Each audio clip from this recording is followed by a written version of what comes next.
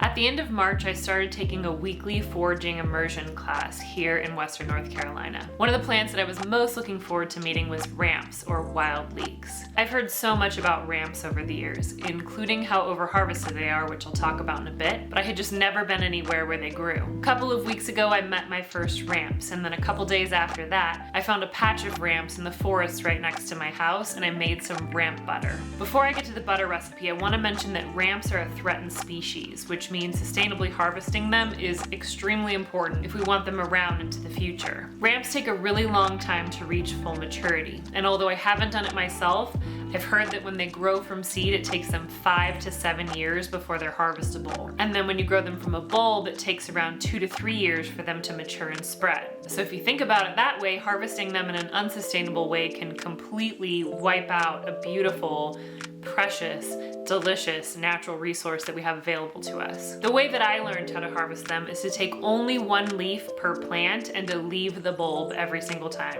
The reason you take only one leaf per plant is that ramps need those leaves for photosynthesis in order to grow and reproduce. Harvesting in this way can ensure that you'll be able to revisit that patch of ramps for years to come. Also, important note here, ramps have some toxic lookalikes, so make sure you know what you're doing before you eat anything that you pick out of the forest. I would highly suggest getting a foraging mentor, taking some classes, because you can really learn from other people's experiences. Now for my ramp butter recipe. This recipe is as simple as it gets. I harvested 1 ounce of ramp leaves, and I set 8 ounces of butter out on the countertop to soften. I washed the leaves, and then dried them, ensuring I got all the water droplets off.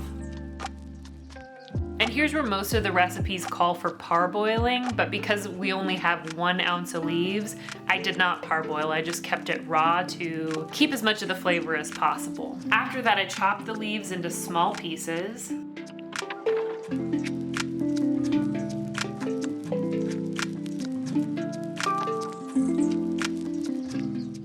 And then I mixed the softened butter and ramps together in my mixer. Really, the mixer just smeared everything onto the bottom of the bowl, so I used a wooden spoon to really mix it all together.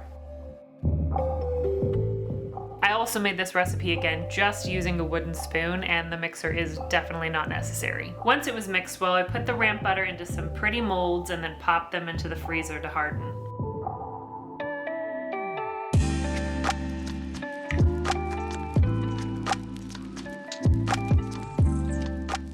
When you're ready to use your butter, take it out of the freezer for a bit so it can soften. Then you can smear it on some bread or throw it in a pan to saute some mushrooms or veggies. So thanks for taking the time to watch my video, and if you make the recipe, go ahead and let me know in the comments down below because I'd love to know what you think. I'll see you in the next video.